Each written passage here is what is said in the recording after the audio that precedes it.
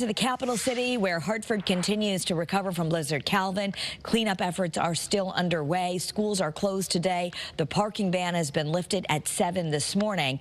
Even after the ban was lifted, the city's mayor says public works crews are going to continue to make sure that they can get to the neighborhoods over the next few days to try and widen those streets and push all of this snow back. One difficult issue is the snowbanks lining the streets, making it hard for both drivers and the pedestrians.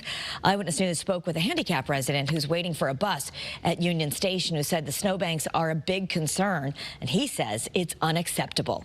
There's snow out here for people, senior citizens, and elderly people to get on the bus. How are we going to get over the bus going over Mount Everett? Well, during Winter Storm Benjamin, the mayor says public works crews cleared 70 million pounds of snow. They do expect to see similar numbers to clear for this storm.